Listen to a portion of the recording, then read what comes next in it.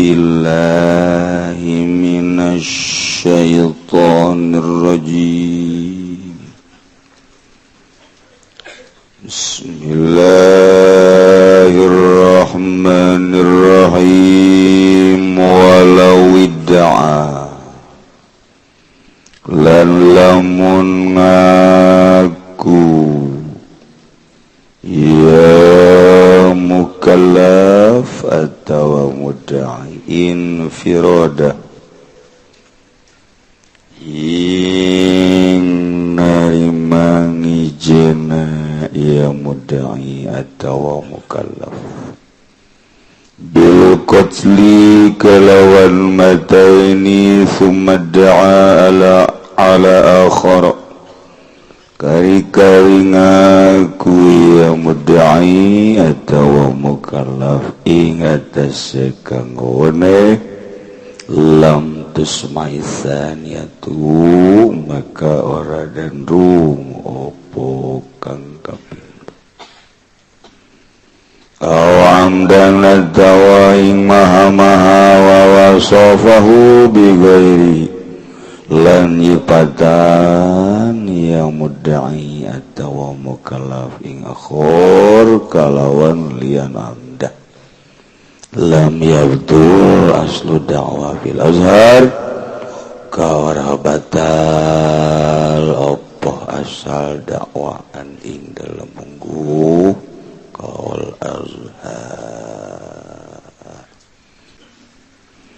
Yama pertarosan kumaha lamun sakira-kira dina nalika sujud salat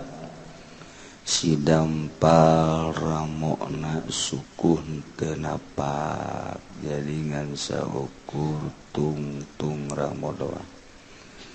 sah apa henteu salatna geus kolot nanya kenuki maksudna geus tereh paeh kudu geus lihai manuki teu kudu ditanyakeun angel ka sorga yang mau budak sujud ayat 7 hiji tarang kadua dua dampaleungeun katilu dua dengkul jadi seberapa 4, 5 nomor ke-7 kalimat kagenepna ialah ramo dampal suku 7 syaratna jadi afdolna ditikelkeun padu antol doang ge jadi antol kana samak atau keramik nu bagusna ditikeulkeun lamun ngacung eta teh teu meunang jadi ari lain nu kudu ngacung diacungkeun atuh ulah kitu keneh nu kudu ngacung teu ngacung atuh teu bagus sia mah ka mana bae ngaji teh aju ngamakmumna kumaha kajal teh naon ai antol namun teu antol teu sah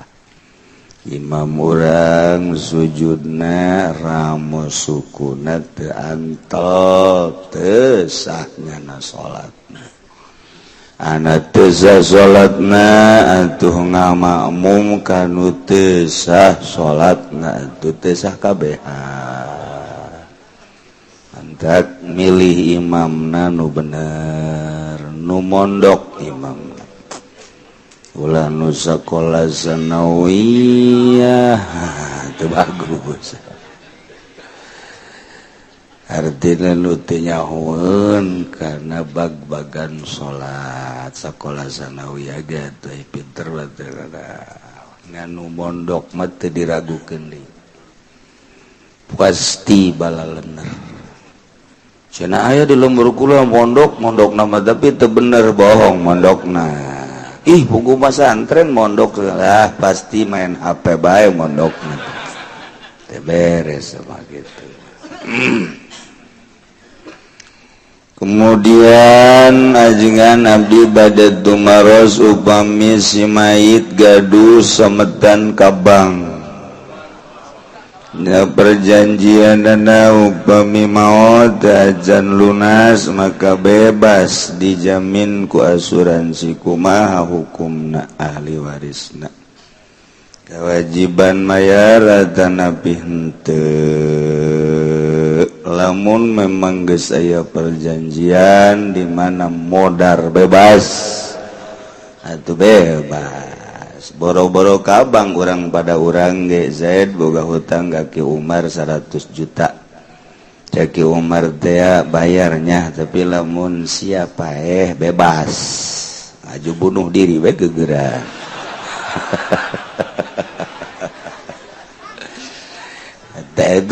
taklek ngaranna ngabebaskeun ku cara paeh teu bebas ngan pastinya disiksa urusan ribawi teh gitu geus lah ulah sok main-main bang orang modal saya aya bae lantaran ieu berat ke di akhiratna urusan ribawi kajen teuing urang rada mararat asal babari sakarat ulah cek urang gunung aing mah kajen teuing hese sakarat daripada mararat blon eta budak ulah urang mah nu penting mah aman di dunia aman di akhirat nu mantak ngaji ge ngeuleuh ngalempeng awak supaya sesuai jeung syariat. Ari embung bener mah teu kudu ngaji cara pamarentah. Pamarentah telok ngararaji, embung bener eta ngaranna. Mana coba PNS nu daek ngaji. Sabaratus PNS Tangerang we Kabupaten Encan Kota Madia nu ngaji ngan sabara ese. Berarti kan embung bener nyana. Ya, sudah kiai emang ngaji kudu ka Cilongok bae dagorkeun zaguai. Aing ge nyaho di lembur sia-sia delok ngaraji. Nyedek-nyedekeun ka aing dibabeteun zaguai. Ye, teu kudu ka Cilongok di lembur sia ngaji pugu aing nanya. Ustad di lembur anu panwarau aing osok ngaji Pak anu nu PNS teh tilok cenah kiai. Dagorkeun hiji tak kuai terus jadi itu lebur belah ditu aya tak kiai nu sok ade kiai sok magang ngaji malam anu Pak anu teh pan lain urang dinya PNS teu jeung jelema jeung jurig emang aing tilok nanya yeuy tilok karaji PNS memang hangkal neraka jahanam nya mah ayo sia keur mah gajina teu bareres korupsi terus ngaji tilok aing lapor ke malaikat Malik seredlik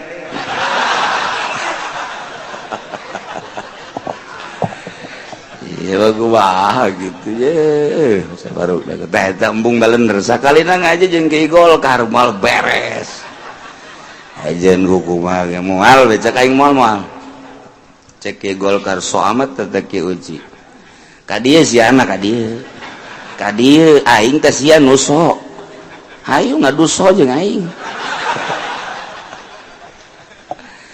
lain kitu maksudna urang sing balaleuneur malah beres-beres atuh kitu mah urang nu mantak ngaji teh maksudna supaya nuturkeun kana aturan syariat Kangjeng Nabi urang Kangjeng Nabi Muhammad sallallahu alaihi wasallam nu can nyaho supaya nyaho nu geus nyaho supaya leuwih mantep nu urang kaluartana syariat aya jalan tobat supaya lalempeng keur ditungtun ieu sapi kuru supaya lintuh di sisian cekolot baheula mah tatadina kempong takuari jadi bener lintuh teu karasa sebulan 2 bulan sapi jadi lintuh gitu kan ngaji saminggu teu karasa Masya Allah sia ngaji geus sabaraha minggu asana ayat 7 mah aju kumaha karasana nu jelas mah aing mah wau jeung tukang uduk jeung kiai mah can wau aing mah eueuh masalah pokona wau jeung tukang uduk tukang sate basa teu ieu ngalempeng awak ieu lantaran urang hirup teh aya nu nyieun aya khaliq anu ngatur ka urang ka kicep-kicep diatur ku Gusti Allah urang can boga rasa bahwa kicep teh na ngatur Allah gurak-gerak urang teh diatur ku Allah digurak-digerakkeun ku Allah cicingna ngicingkeun Allah urang can boga rasa bahwa gerak urang cicing urang diatur ku Allah kitu keneh urusan politik urusan ekonomi budaya ieu diatur ku Gusti Allah Subhanahu wa ta'ala tah supaya sadar urang teh aya nu ngatur ieulah Al-Qur'anul Karim kitabna terjemahkeun ku Kangjeng Nabi diijma'keun ku para ulama urang kuari ngaji hasil ijma' ulama ulamana aya ulama tahapan internasional aya nasional aya ulama-ulama kitu lokal ulama anu internasional sepanjang masa mujtahid tuluy ka dieuna ashab-ashabna ka dieuna pentakil penukil cara Syekh Nawawi kabelah diana pengamalan-pengamalan anu konsisten cara guru-guru urang teu kaluar ti aturan-aturan syariat guru urang menang ti kitab langsung kadituna mujtahid ti sahabat ti Kangjeng Nabi langsung ti Gusti Allah ulama-ulama nu kuari di dunia keur meujeuhna dipotesan ku Yahudi ku Nasrani melalui berbagai cara sepuguh di perangan, sepuguh di loloh, didatangan deui ku ISIS. Terus lantaran dianggap ulama ieu ngahalangan kana perjalanan Yahudi jeung Nasrani. Nu bentak urang mah kuari masih keneh luar biasa bersyukur ka Gusti Allah Subhanahu ta'ala bisa ngadengekeun bahasa-bahasa ulama bisa diu kamari jeung ulama turunan Tuan Syekh Abdul Qadir Al-Jailani urang dicatat ku malaikat belah dieuna disaksian ku urang-urang belah dituna mana ngagerakeun Allah geus di Baghdad, di Yaman, kemudian atuh di Palestina geus datang, kemudian kemari di Turki, di India, ya Allah, muji syukur ulah ngahaja-haja maka India mahal. Jeung deui deuk naon atuh urang ka India, nu wau. Wau teh jeung si Damendra we hiji. Nu wau. Daud orang ke India kan itu. Ai kitu manyanana datang ka dieu bu, alhamdulillahirabbil alamin kitu keneh ka Turki urang mah jauh rarasan tapi nyanana datang dicatat ku malaikat. Lain jelema-jelema laleutik teh siga hade. Lantaran anu bisa ngabongkar kitab-kitab karangan Tuan Syekh Abdul Qadir Al-Jailani anu disetap dipatikan disekap di Roma teu meunang keluar dikaluarkeun. Ternyata horenganan paus teh nu mantak kadeleuna rapi meunang nyokot akhlakna tina tafsir Al-Jailani. Batur nariru urang mau wauh ge henteu ka kitab. Dina ayana hese macana. Mondok henteu naon teh tuh. Deuk kumaha macana tapi barang aya disebar ka mana-mana bener. Luar biasa. Tah jelema nu manggihanana lain eta bae sababaraha kitab nu alhamdulillah ayeuna geus dicetak-cetak ku ari geus disebar ke berbagai negara anu tata dina urang sakadar dina kitab bae kitab Tuan Syekh anu ku ari mah bisa dibuktikeun aya kitab. Jelemana langsung deui ka dieu istimewa pohara zahir nama kadeleuna biasa bae padahal mah lain lalagaan lain jelema sambarangan boga sejarah masing-masing ti leuletikna keneh urang mun ngadenge sejarah leutikna bakal tercengang ulah-ulah eta deui kelas du pohara turunan pohara di urang bae Habib Lutfi umur 13 tahun yang nama santren di Benda Kerep batur mah sararieun lantaran leuweung keneh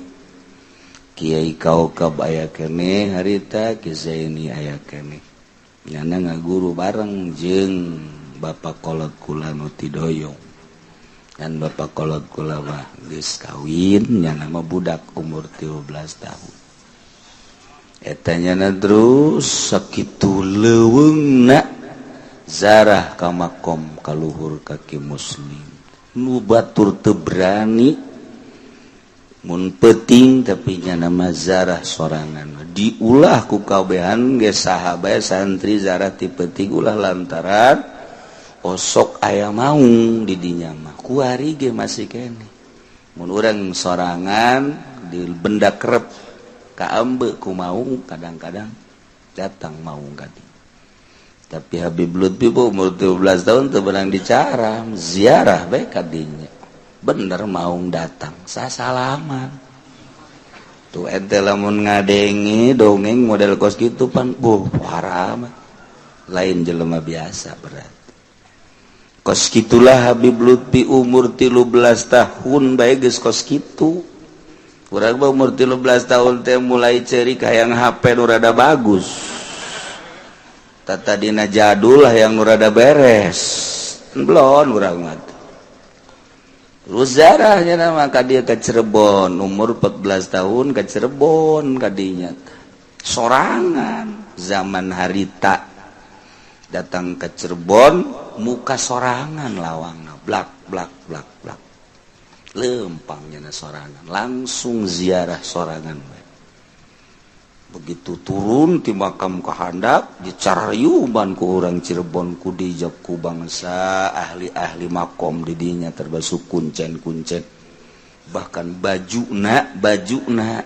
dipaksa dibuka maksudnya bil barokah disoek-soek dibabagi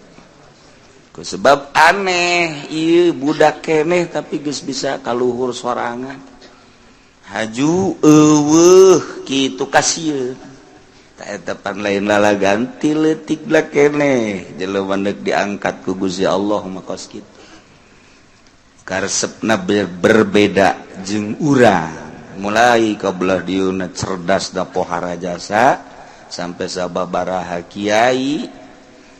ngaanehkeun kana kacerdasan Habib Lutfi urang can nyaho dongengna bae nu mantak urang asa biasa-biasa bae woh lamun urang nyaho dongeng nu mantak getaranana beda kajeun kukumaha kabelah dieuna nyumputkeun pangkat anu aya di jero hatena nyana berlaga seperti artis main piano ngagitar padahal di hate ngan nyumputkeun hungkul embung di udag-udag jelema Eta keluar di mana bae di udah lompat mentak kamari sabada orang India ka dieu malam rebona ka dieu kamari pas gitu Syekh Fadil ka dieu malam rebona jam 9:30 ka dieu ngobrol jeung kula sampai jam 1 balik beneran jam 1 langsung ke Jakarta embungin nyana di udag-udag jelema ngobrol kadang-kadang teu kaharti atuh urang ngadengikeun nyana bae pokona mah jan teh atuh boro-boro jeung Habib Lutfi jeung bandar ge teu kaharti kumaha jeung Habib Lutfi atuh ta eta ngobrol dalam geus caritakeun ayat pan pohara jasa carita wali eueuh lu teu nyaho di Turki anu di India anu terus nu maot nu hirup keneh urang muringgak bulu mun ngadengkeun Habib Lutfi carita turunan mun aya jelema nyaritakeun turunan ti anu teh nya manyahoan bohong eta aya jelema nyaritakeun turunan ti anu bidadu bohong nyahoeun ka bohong turunan pan urang mah hese teh gitu pajar bener bae. Iyalah Habib Lutfi urang coba ge kadengekeun coba jana mun nyaritakeun silsilah wali-wali Allah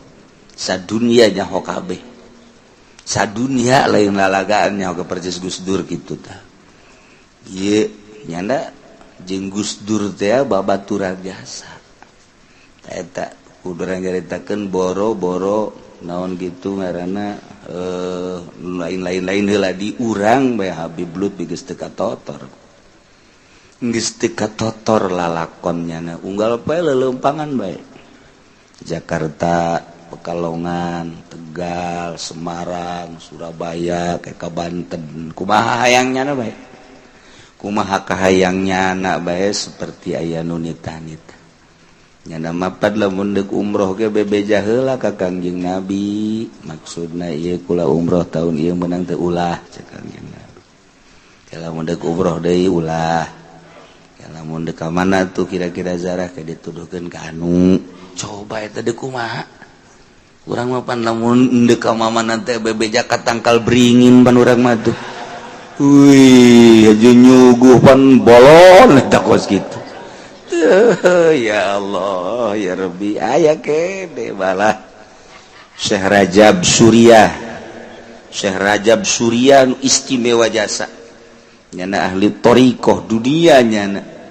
kapanggih di Madinah ngimpi jeung Kangjeng Nabi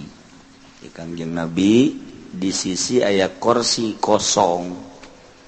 jelema ribuan dina impianana Syekh Rajab langsung kadinya teu kebel celek aya nu diuk digigireun Kangjeng Nabi ditanya saha anjeun kaula Lutfi minen di mana Indonesia Masya Allah etalah Kangjeng Nabi ngarendeng jeung Habib Lutfi kaimpi ku Syekh Rajab Surya langsung hudang sare meuli tiket Indonesia yang kapanggih jeung Habib Lutfi langsung meuli tiket berangkat ke Jakarta Habib Lutfi geus nungguan saha nu ngabere nyaho nya deuk ka Jakarta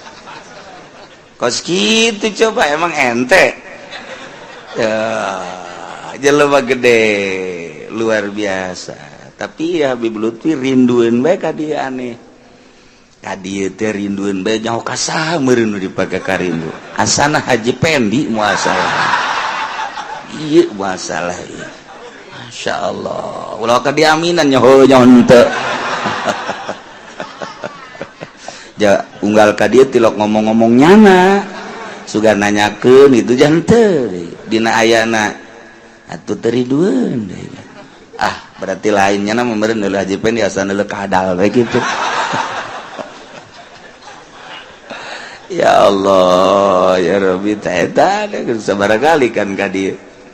model ieu ge cek jana 2 minggu ka tukang mulai ti 2 minggu rindu hayang ka dieu padahal kula ge boga kajadian 2 minggu ka tukang ngan moal bejaan sepas kejadian kula 2 minggu ke tukang nyana gegeran nyana perasaan hayang ka dieu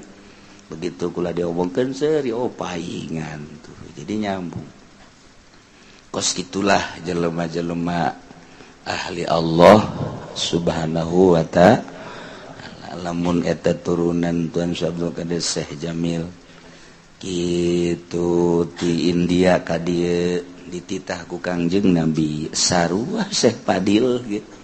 Syekh Fadil teh boga impian dirahasiakeun kok kudu datang ka Indonesia. Sanggeus datang ka Indonesia kapanggih jeung ieu mantap urang alhamdulillahirabbil tinggal engke haul puasa ieu nu datang kumaha digerakkeun ku Allah bae.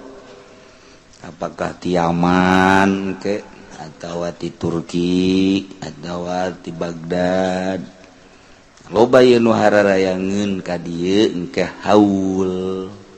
Tapi kan kumaha Gusti Allah nu ngarsakeunana. Jam model kamari ngadadak 2 poe memeh minggu ngabejaan bahwa Syekh Fadil hayang hadir di pengajian ti urang. Ngadadak. Datang tanpa rencana-rencana. Masya Allah.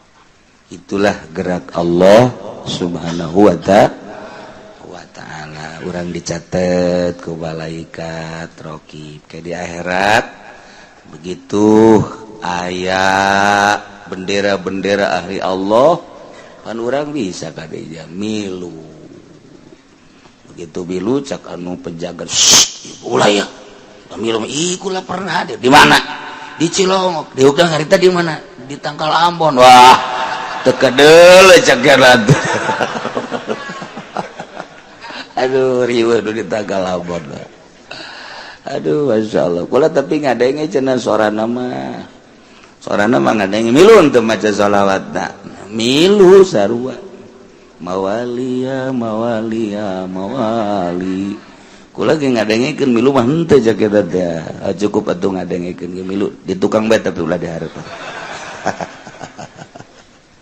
Ya Allah emang kumaha kitu mujalasah jeung ahli Allah urang di ke akhirat ke dibarengkeun. Bantak eta kaji sihada ta urang nu kungsi babarengan jeung bangsa pamabok,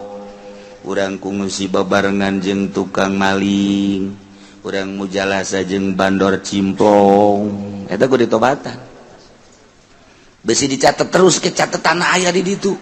Ye di keuang gitu. Bandar cimplong maju. Pernah diuk jeung sa? Ah ieu. Effendi pernah ya cerai sekere. Yeh sembarangan baik. Tetep bae diilukeun bae pan ka ditu. Teu puguh teu karuh. Itu bata kula salah diuk si gade. Masyaallah ya urang mah alhamdulillahirabbil alamin. Kajeun geus HS bae ge nu penting diuk bareng. Diuk bareng nu penting aya catetanna bae. Engke di akhirat teh begitu. Tak aya ahli Allah. Milu maneh. Ira cakira kula teu pernah aya catatanana salah nyatet beureun malaikat ita tanggal sekian bulan sekian maneh bareng kula sarita geus SG milu wae geus bukan nama aja catatanana di dieu kan ngeunaheun urang mantak aya ieu nu HS bae geuh masalah geus untung nu aya ya Allah ya Rabbi malaikat nyatet orang es. Gitulah orang menyaritakan ahli-ahli Allah kadang-kadang orang teh kaget kok bisa kos gitu. Abi belut bi bangun zarah kumaha emang nyana datang kadang ngobrol. Oh iya betul sini. Ya udah makasih kali.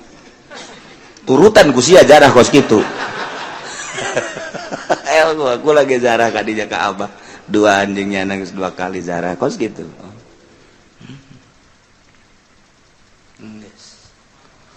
Nu pertama ditanyakan Bib itu begitu-begitu apa? Serinya nak. Ya kalau mau tahu begini katanya tadi saya ketemu enak bener ditanya sama saya enak di dalam kuburan cuman pengen dikurungin di kuburan jadi hayang disaungan. Jadi almarhum Abah ka Habib Lutfi minta kuburan di saungan, minta kupulang ge di saungan. Minta nyana tah. Kamari kitu keneh.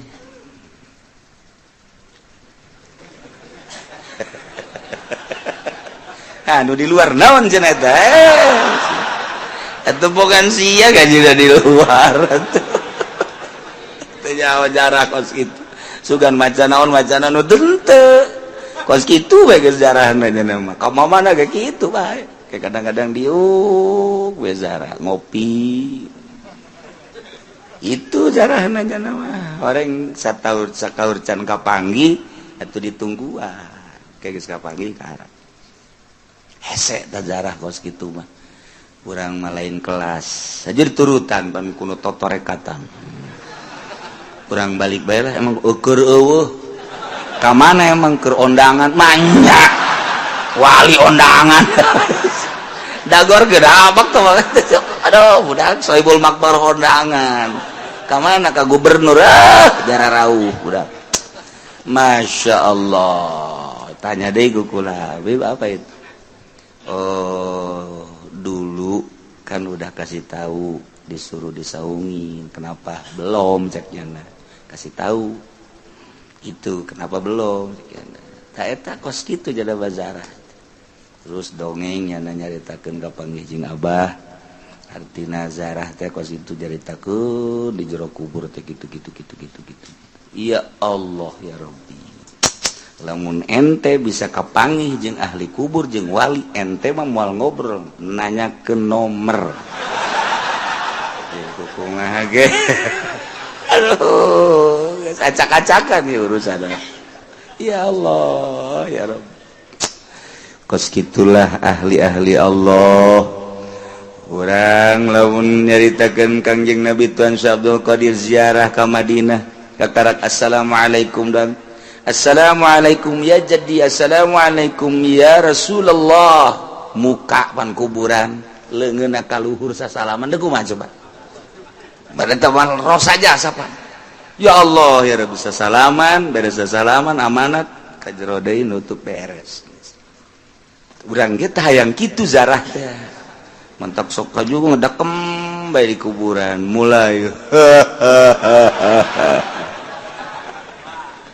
sahaya ieu mbah nu ti mana mbah nu ti Gunung Karang datang ka dieu mbah mah sadiakeun kopi pahit make gula bae tolol si mbah aya kopi pahit make gula atuh teh mah amis bah henteu tetep abah mah kopi pahit tapi make gula wah ieu mbah bloon pasti kajen kuku bage Golkar ieu mbahna ieu hese urusan batin hese lantaran penemuan ahli Allah beda-beda jelema geus mantep ka Gusti Allah tanya ieu bakal manggihan kieu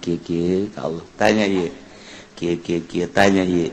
kieu kesejukanna akur perjalananna pedemuanana nu beda tah kos kitu mantak ala inna auliya Allahi la khaufun alaihim walahum eueuh sieun urang mah boro-borona naon kakarak aya pocong geus ye deuk ka masjid aya pocong kucuk wah nu tadi paeh ieu kajian ku kumaha ge mulai lumpat pan urang eleh tarencana deuk ka Allah ku pocong tinggal pocong we sieun kai ditungguan deui sia ku aing dilalagas ya cak pocong teh berapa ka pocong ge sieun atuh masyaallah Habib Lutfi tadi diceritakeun begitu ziarah langsung maung datang sugan sieun didelekeun ku Habib Lutfi didelekeun sanggeus didelekeun ngangsongkeun leungeun sasalam ceknya nage kenalan dong Bib urang mun nyarita kitu lain bae Syekh Mansur lain bae Buyut Mansur lamun dijelaskeun ngan nyana embu ngomong kecuali ka jelema tertentu akula ngomong tah kukula didongengkeun supaya nyaho bae sing hade ka Habib Lutfi teh sing hade loba jasa anu bendu ka jana akhirna teu pararuguh ngan nyana mah teu bendu aya kiai ngomongkeun Habib Lutfi ngogorengkeun Habib Lutfi seuri bae cenah sababaraha Habib di Pekalongan nu datang ka imah kula ngegoreng-goreng Habib Lutfi bejakeun ku kula seuri bae seuri eueuh mah biarin aja ngeunaheun jeung nyana tapi nu ngagogorengna terus berbeda kujana tetap didoakeun bae sababaraha kiai anu ngagoreng-gorengnya ngagogoreng akhirnya kujana mah terus didoakeun akhirnya makan jadi mahabbah tah kos kitu kuari diudag-udag jelema bae nyanana embung geus ngajauhan tapi aya nu saminggu hayang kapanggih jeung Habib Lutfi di Pekalongan teu kapanggih-panggih padahal hese-hese amat di Pasir Gadung Lutfi eta ge jelema nu bebeja ka kulodo cenah kitu kapanggih saminggu jeung Habib Lutfi bodoh siang ai jeung aing oh ke Pasir Gadung Lutfi aya di Lutfi mana Lutfi eta aya tuh sarua ngaranna lah pokona mah geus Lutfi bae tuh itu istimewa jasa masyaallah ngaji lantaran Habib Lutfi mah ngaji biasa ngaji amil ngaji jurumiyah sorof alfiyah juar makmun nanteknya mah rapi biasa cara urang ya ulah coba-coba kajana mah ngaji biasa aja masyaallah ya lamun aya kiai anu rada pelentang-pelentung macana nyana nyaho ngaji nyana mah biasa kos urang ki bareng jeung Bapak Kolot kula waktu di Benda Kerep bahkan satu ketika nu teu dicaritakeun ka batur tapi ka kula mah dicaritakeun satu ketika nyana di kota Cirebon endeu ka Benda Kerep ka beneran poe kaju hujan nyana peureum munajat ka Gusti Allah nganggang kos aya nu mawa nyana sorangan set datang ka Benda pada tak kosku bae eta wiridan naon coba penta eta apa kos kitu munajat becer emang tileleutik kaistimewaanna tileleutik tuh kos kitu nyanyi jago cenah nyanyi pinter ente batu lah paling ge nyaho nyanyi Oma Irama doang nyanyi baratnya nama bisa nyanyi jagonya main piano bisa main organ bisa main gitar bisa ente mah paling ge atuh kendang bolong paling ge ya da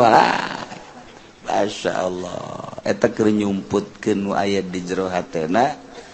jadi kos kitu teu empung kanyawan nya ya Allah aja nyawan bae mun urang ngobrol ge bangun nyahueun ka hate urang anu mantak ente si Ade si deket ka Habib Lutfi nah pengen kawin ya sedikit tukeun doang deres aduh pemuda mah pengen nyandung ya ya Bib cariin enak aja ya Allah ya Rabb loba keistimewaan anu ngan sakadar bebejana ka jelema-jelema tertentu doang teu kula ge dicaritakeun teh maksudna supaya nyaho sing hade doang lain dicaritakeun sing hade nyana bener-bener ahli Allah tahap dunia lain Indonesia deui tahap dunia dikenal di mana-mana kos gitulah jangan sulunang solonong bae buk di bereuman untuk kadulu salat aya kiai nu babarengan jeung nyana we jadi teu salat jangan di zuhur teu salat asar teu salat maghrib teu salat isya teu salat kiai bingung cenah wali teu salat geus kagawan ku Habib Lutfi ya iya bener sih eta karana Ki Syarwani Semarang ngamu deui ka dinya bareng dia zuhur teu salat asar teu salat maghrib teu salat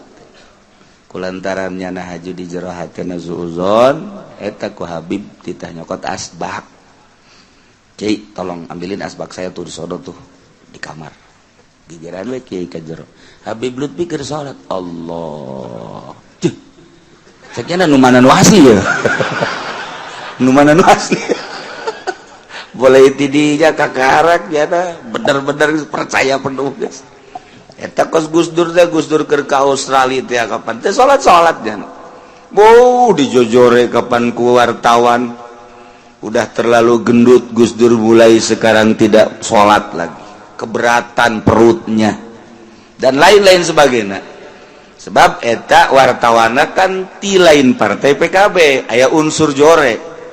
terus dijojore bae oh masalah Gusdur baseri bae emang salat ka sia cak Gusdur teh aing mah salat ka Allah aju aing geus wau jeung Allah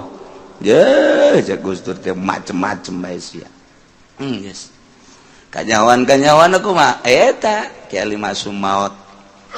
di Krapyak sedangkan amanat yang diimaman ku Gusdur di Australia bingung pan kabeh waduh dia telepon masih di Australia kayaknya geus jam geus menunjukkan kudu diberangkat ke di bait geus bae kabeh dararangtung siap nu dia bakal jadi imamna geus disiapkeun pas geus darangtung siap mulai Gusdur datang Waalaikum Gusdur datang kan tuh geus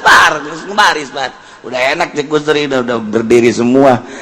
itu dia tinggal karep ya Allahu Akbar coba eta kumaha ayo Masya Allah eta kos kitu teh hararese urang caritakeun Gusdur teu kaharti gari Habib Lutfi loba teu kaharti Habib Lutfi teu salatna masalahna ieu urang bisa nurutan kana teu salatna watak dujeng nu bodoh mah berat atuh berapa ya Allah ya Rabb aja teh kanyahoan ku wartawan sampai wartawan teh wartawan menta hampura ka Gusdur naon sababna lantaran kanyahoan ku wartawan Gusdur di hotel aya ternyata dihandap di hotel lain nu loba naon ngaranna bangsa Indonesia ngimaman di dieu karak wartawan gideg bulaan ahli-ahli Allah mah tak besi kadeuleu ke haji pendeta salat talian talian bae eta mah geus lah Masya Allah arara deh ahli Allah kos gitulah tiba heula ahli-ahli Allah mah dideuleu ku lain makom nama aneh dideuleu ku lain pangkat nama kos gitu tapi orang sieun jeung dukar itu teh sieun kajian kuku wage sieun bae nya nama sajajar bae jeung jelema leutik pertengahan jeung nuluhur akur bae eueuh sekat-sekat sebab zahirna doang jeung urang batinna mah jeung Gusti Allah Subhanahu wa taala ai daek di urusan melalui syariat hayu teu daek sabodo kos gitulah para aulia-aulia Allah Subhanahu wa ta'ala cintakeun urang ka Kangjeng cintakeun ka para sahabat cintakeun ka para khulafaur rasyidin khususnya cintakeun ka para aulia-aulia Allah Subhanahu wa ta'ala cintakeun urang ka para ulama-ulama salaf ulama-ulama nu ngamalkeun ilmu abeh ke di akhirat urang disakompet daunkeun dihijikeun jeung ahli-ahli Allah Subhanahu wa ta'ala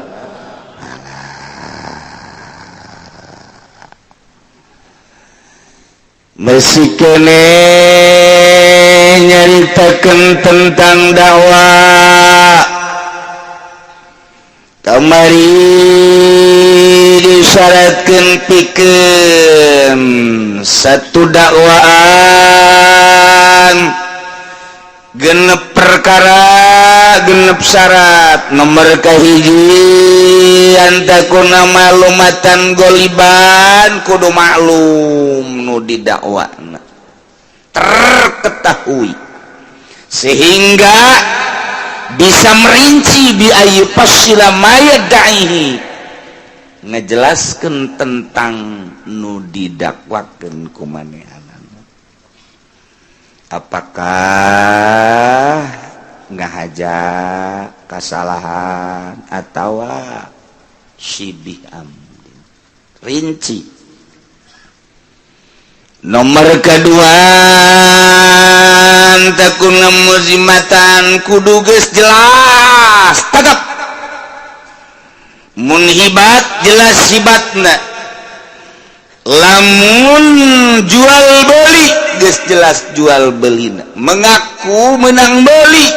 kudu geus jelas jual belina mengaku kahibatan kudu geus jelas hibatna andai kata aya nu ngomplain urang geus boga data lengkap urang boga sebidang tanah kemudian aya nu ngaku tanah nu diaku ku batur nu urang persiapkeun data-datana apakah memang ieu hasil jual beli AJB atau hibat ieu teh berarti saha wahibna saha saksina mana mun aya suratna kan jelas bisa dipertanggungjawab mereka tiluna mudai kudu nganyatakeun mudaa alehna perseteruan Ki Zaid tentang pembunuhan terhadap bapana maka pelaku pembunuhna kudu dijelaskan saha lamun can jelas cari melalui polisi data nak kudu lengkap dari polisi ge ulah sambarangan nuduh bahwa pelaku pembunuhan anak mudah ale berarti ieu adalah Ki Umar tanda-tanda bahwa Ki Umar melakukan pembunuhan teh naon ialah kudu aya penjelasan interogasi lah tilu kecekul lagi mah lain pagawean urang ieu ngaji lain ieu mah sanajan teu pati diperhatikeun ge masalahnya mah aju mama ngomong emang aing mah lain ieu ge tilok memperhatikeun ieu sakeuna atuh kumaha siapa eta mah tuh nomor kaopat dakwaan bisa diterima bisa didenge timbul ti jelema mukalaf yakni jelema anu geus diperdi ku Gusti Allah balik boga akal nu sampurna ketika ngadakwa teh bener-bener mukallafnya baru bisa didengar berarti jelema budak atau anu edan teu bisa ditanggapi dakwaanana kecuali dibarengan kualina jeung data-data anu lengkap nomor kalimana kaayaan dakwana terhadap mudaa aleh teh kudu sarua yakni pada mukalaf Zaid ngadakwa terhadap Ki Umarna jelema nu mukalaf ala mislihi teu beunang ka budak teu beunang ka nu edan kecuali data lengkap turunlah engke walina nah iyalah syarat terakhir nomor kagenep alatatana qada dawal mudai ulah dibubarkeun dakwaan Ki mudai Zaid mendakwa dalam dakwaanana terhadap pembunuhan teh dilakukan kusorangan nyana setelah diintrogasi bener pelaku pembunuhan terhadap bapak Ki Zaid berarti Ki Umar ya pembunuhna Ki Umar pembunuhna setelah diintrogasi ya nyana ditanya ke polisi iya ngabunuh teh aya rencana apa henteu hiji tah cek nyana memang aya rencana dilakukan kusorangan apa berbarengan jeung batur cek nyana kusorangan pengakuan awal bahwa nyana merencanakan pembunuhan nomor kedua dibunuhna kusorangan terimalah ku hakim nah setelah diponis nyana ngabubarkeun pengakuan tersebut ya kan pingplan jelema kos kitu teh lamun kamari pengakuannya bahwa ceknya ulah ieu ngarencanakeun pembunuhan kemudian dibunuhna ku kaula kusorangan kuari dibubarkeun walau widda'in firadahu bil qatli lamun manehna ngaku sorangan ngabunuhna ai prak ki Umar sumada ala qarakanu sejen mah nyana ngaku sabenerna mah kaula ieu ngabunuh lain sorangan dua antiluan aya hiji Ki Bakar dua Ki Khalid malah nu ngabunuh nama lain kula Ki Bakar. Nah ieu lamun aya seseorang setelah mengaku bahwa nyana merencanakan pembunuhan terus dibunuh ku nyana ku sorangan ai prak di lain waktu nyana mengakui bahwa nyana mah teu ngabunuh nu ngabunuh mah Ki Bakar lam tusma'is tsaniyah teu meunang didenge pengakuan nu kadua tuh kos kitu nya ngaji hese mah cek ulah jang ieu mah ngaji hese mah hese emang nu babari jeung ngaji mah hese kabeh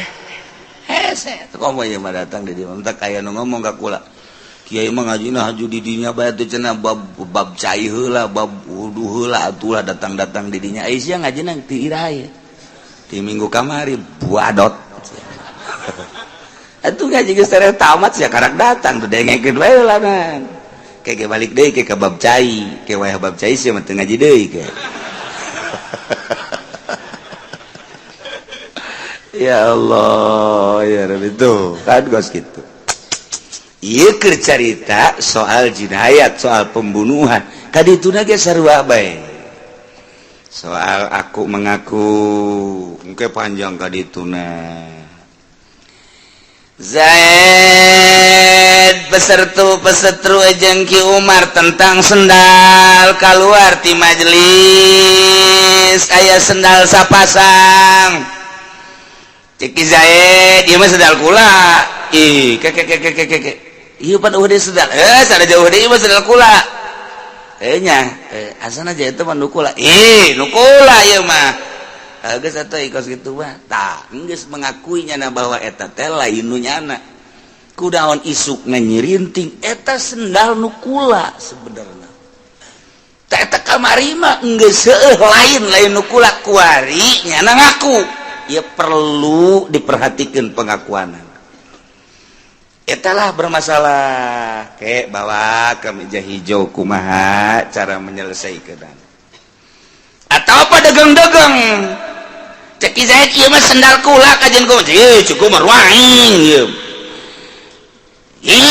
tah deuleu tah dihareutna tah disonghekan ka tah ku kula tah ieu teh ciri ieu teh nang nyonghekan kula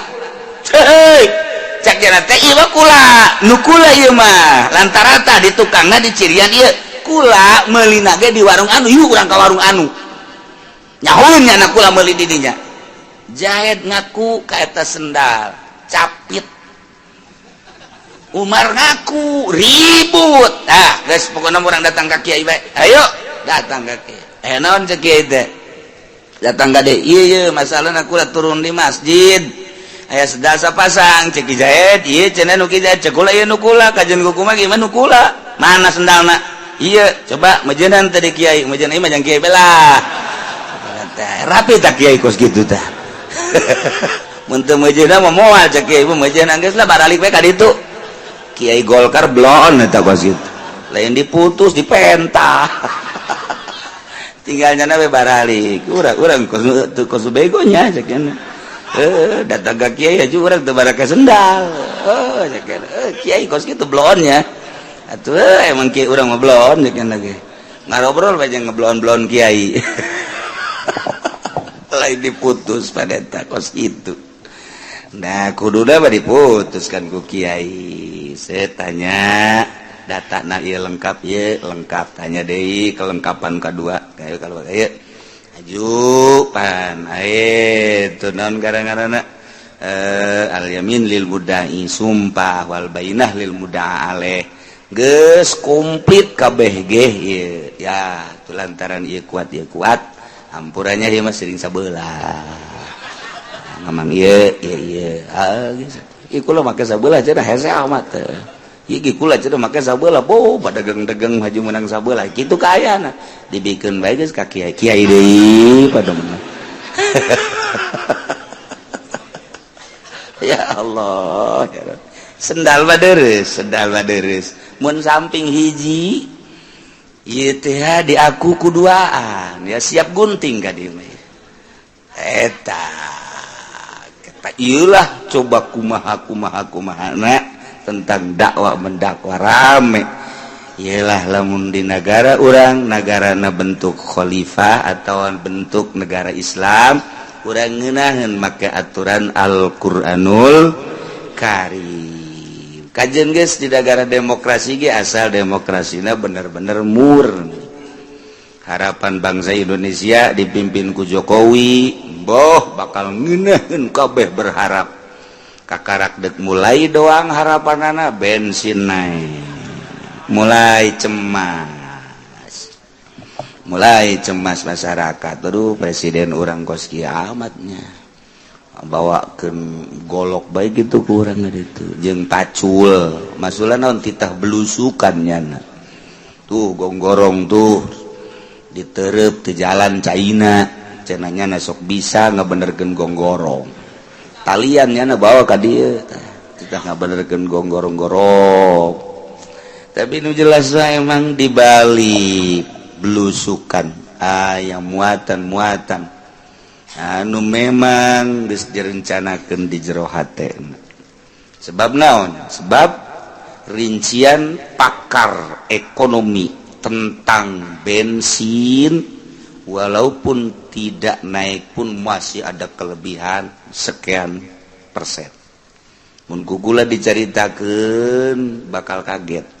tanpa naik pun masih lebih sekian jadi kuditaikeunana ieu boga rencana naon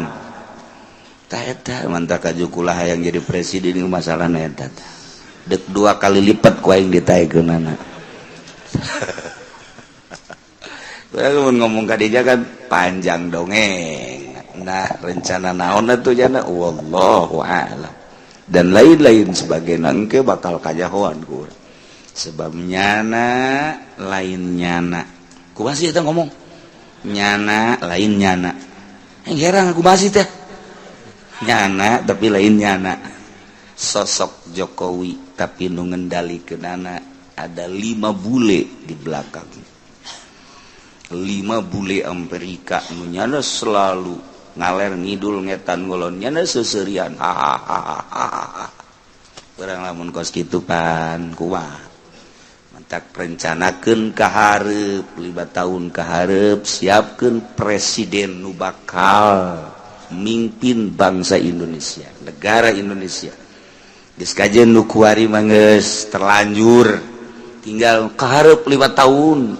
saha nu kudu dijadikeun mantak dicoba di Cikupa saha neangan di Bojong saha neangan Tereup sugan aya Pasirawi sugan aya hayuh coba neangan pi presideneun jang mimpin Indonesia nu mana Masya Allah boro-boro jang presiden jang lurah ge hese di negara urang nu bakal mimpin rakyat sakadar juta-juta deui ribu-ribu doang sakieu hese awamdan atawa ngakunya nak bahwa pembunuhan motifna ngahaja Umar di meja hakim teh ngaku dalam pengakuanana bahwa